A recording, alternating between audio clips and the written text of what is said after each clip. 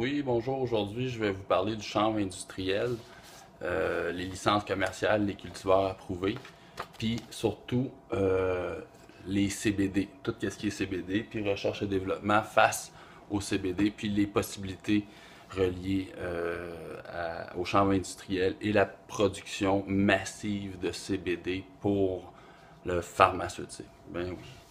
Maudit, hein, le pharmaceutique.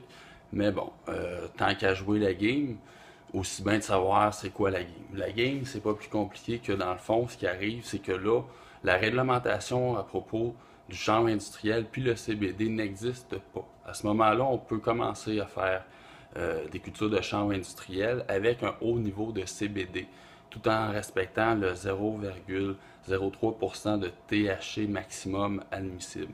À ce moment-là, il faut déterminer les cultivars qui vont avoir un haut taux de CBD pour permettre l'extraction finalement du produit s'il est en plus grande quantité. On pourrait probablement aller chercher un chanvre industriel qui irait produire peut-être un 20% de CBD, peut-être plus.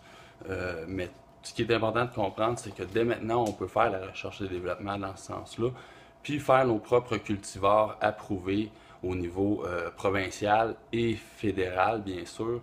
Ensuite de ça, étant donné qu'on va être le premier pays du G7 avec des lois fédérales sur le sujet, on va pouvoir faire approuver nos cultivars à d'autres pays qui sont en émergence sur l'industrie du cannabis. À ce moment-là, les possibilités sont énormes, puis tout ça, ça se passe au niveau du chanvre industriel. Fait qu'à ce moment-là, on peut supposer qu'on va voir apparaître des cultivars, on va pouvoir planter des hectares à pu finir de chanvre industriel, parce qu'en 2017, il n'y a plus de limite aux quantités d'hectares permises de culture de chanvre industriel, une première mondiale au Canada. À ce moment-là, les gens pourraient produire massivement un chanvre industriel où c'est que la fibre serait utilisée, où c'est que les semences seraient utilisées pour l'alimentaire, et où est-ce que la feuille puis tous les bourgeons un peu qui traînent avec ça seraient utilisés pour extraire le CBD. À ce moment-là, on s'entend que c'est la manne. Fait que j'invite tous les personnes qui sont dans le chanvre industriel à communiquer avec nous afin d'établir une stratégie pour garder le plus possible localement notre pouvoir face aux semences, face aux possibilités économiques aussi, et en ayant comme vision d'affaires d'exporter notre modèle au lieu d'exporter notre produit.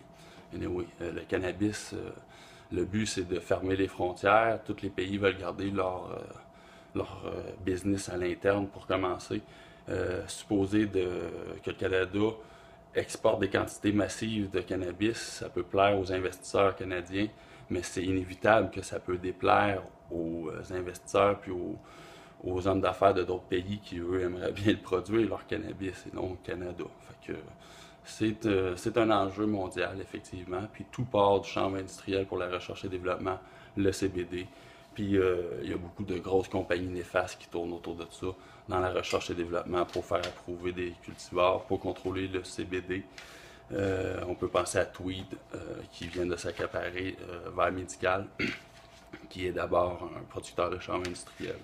Il y a JW Pharma qui sont très forts sur le CBD avec leur Epiolex ou Setivex, là, quelque chose de même. De l'arnaque au plus profond que ça se peut pas. Ces personnes-là tentent de contrôler l'industrie du cannabis au grand détriment de la population, bien sûr. Alors, je vous remercie beaucoup. Bonne journée. Au revoir.